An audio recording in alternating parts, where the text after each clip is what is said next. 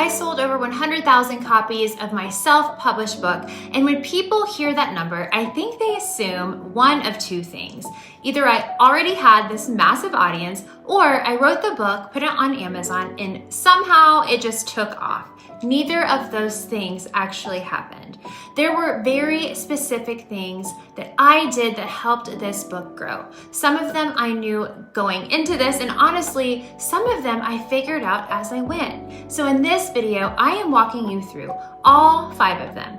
What I did before I ever wrote the book, how I launched it, how I got reviews, what TikTok Shop had to do with it, and the biggest thing that helped the book grow way beyond my own audience.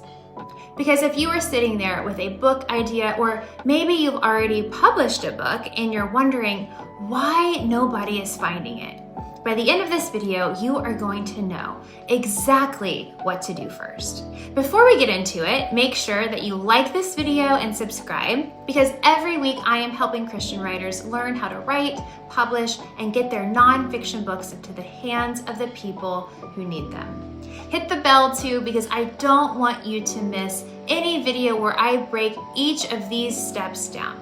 If we haven't met, I am Amanda Hayhurst. I self-published a 30-day devotional called Pray for Him. It has now sold over 100,000 copies, and I did it without having a publisher in the beginning, without having a big platform, and without a marketing budget. Everything I'm about to show you is what I actually did, not a theory that I read somewhere. And now I teach this to Christian authors inside the Authority Book Academy. The first thing I did actually happened before the book was ever out. I tested the idea, and I didn't really think of it as testing a book idea at the time. I was just talking online about something that I was personally going through. I wanted more for my husband. I wanted to see God change certain things in his life. And if I am being completely transparent, I wasn't always handling that well. It was coming out as nagging, complaining, comparing him to other people's husbands, trying to fix things that really weren't my job to fix. And I started making videos talking about it. I wasn't saying, hey, I'm thinking about writing a book. Would you want to buy it? There was no book. I was simply sharing something I was struggling with and what God was teaching me in the middle of it. And thousands of women started responding. They weren't just liking the videos. They were saying things like, this is me, I needed this, I do this too. And that is when I realized that this wasn't just something I was struggling with.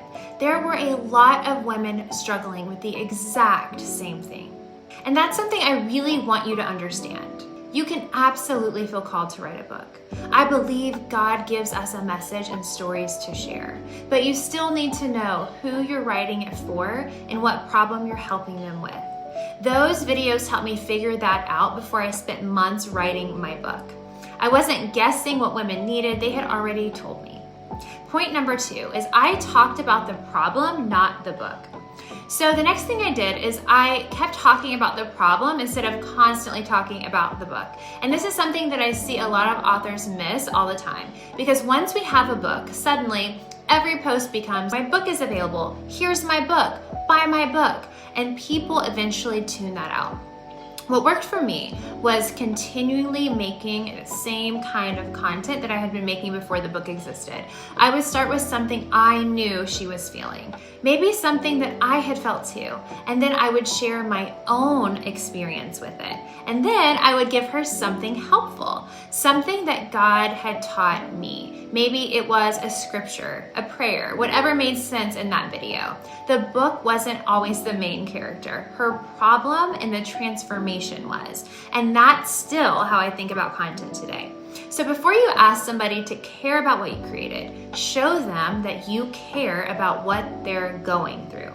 Before I keep going, I would love if you drop one sentence in the comment section. What is one problem your book helps somebody with? Just one sentence. And if you can't say it in one sentence yet, that's actually really useful information, and I want you to share that too. I love to read every comment, and it tells me exactly what to make in the videos ahead. So point 3 is I started with an ebook. So another thing I did was launch the ebook before I ever had a paper book. And I know that probably sounds a little backwards, especially with a devotional, because now I would tell you that you absolutely want to make sure you have a physical book, because people love giving away devotionals as gifts. They want to write in them, they want to highlight them, they want to hold them. But in the beginning, the ebook actually gave me a really great, inexpensive way to find out, will people actually buy this? I didn't have to order inventory. I didn't have to every detail of the paperback. I could put the book out there and see what happened. And once I knew that people wanted it, I invested in making the physical copy of the book. So if you're sitting on a book because you're trying to make every single piece perfect before you release anything, I would really encourage you to think about whether there's a simpler way to start. You don't have to build the entire thing before you find out whether people want it. Point number 4 is I focused on reviews. Once the book was available, one of my biggest priorities was getting reviews. Because think about how you shop on Amazon. If you have never heard of an author and their book has 2 reviews, are you gonna buy it? Probably not. I knew I needed people who didn't know me personally to read the book and give their honest opinion of it.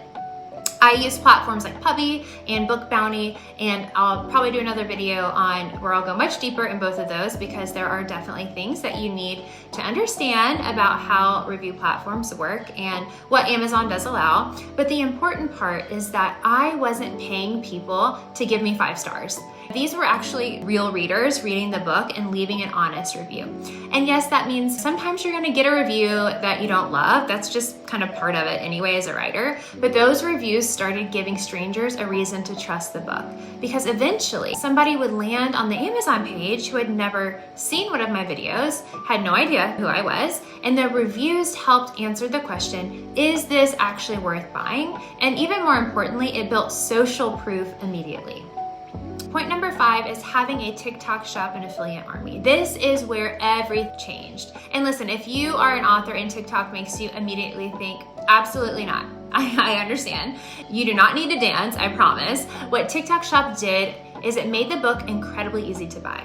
You are using TikTok Shop as a retailer. You're not using it to become an influencer. Someone could watch a video where I was talking about the exact same thing that she or he was struggling with. They would see the book attached to the video. They would click it. They would buy it right there. They don't have to leave TikTok. They didn't even have to open Amazon.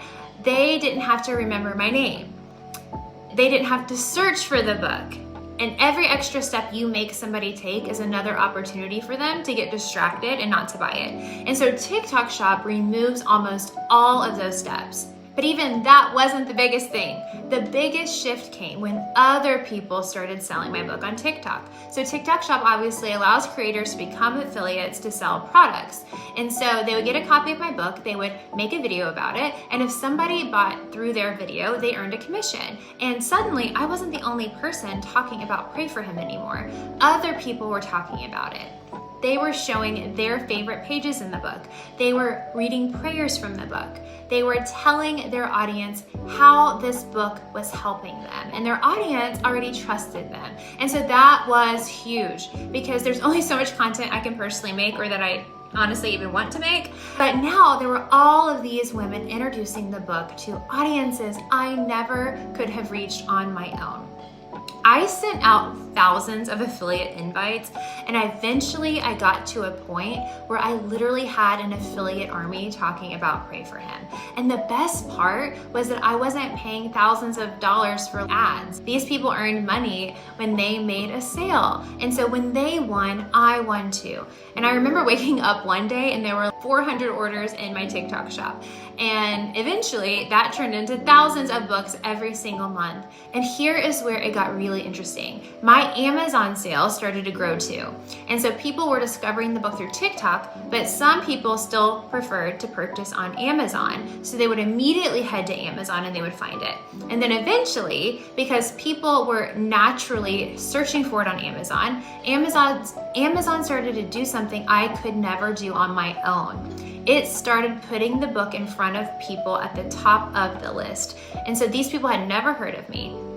But they see my book, and that is when things started to compound. At that point, I was not personally responsible for every book sale anymore. TikTok creators were talking about it. Readers were recommending it. People were giving it as a gift. Amazon was recommending it. And that is how a book starts reaching far beyond the audience that you personally have. So you are at the very beginning. Please do not leave this video thinking that you need to do all of these things tomorrow. Start with the first thing. Talk about the problem that your book solves. Make 3 videos this week about the thing that your reader is actually living through. Don't even talk about your book. Talk about her and pay attention to what happens. Do people say, "Oh my gosh, that's me"? Do they share it? Do they tell you their stories? Because those responses will tell you so much about the book that you need to write and how to eventually get it into the hands of people who need it. Now, if you want the entire roadmap written out for you, and so you don't have to remember all these things from the video, I put it all in a free publishing roadmap, and you can find that link below. It walks you through this exact process step by step, and it's completely free. And if you already have a book, or you know what you want to write and you just want somebody to help you build the plan around it, you can book a clarity call with me. That link is also below. I would love to hear where you are in your writing and your publishing journey and show you how I can help.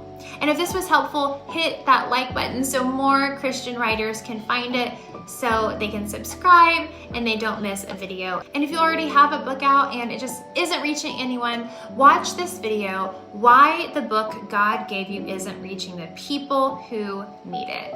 And if you haven't published yet, if you have no platform, no publisher, and honestly, no idea where to start, watch my video, How to Publish Your Christian Book in 2026 with no platform, no publisher, and no idea how to start, because your message was never meant to stay a draft. All right, I will see you in the next video.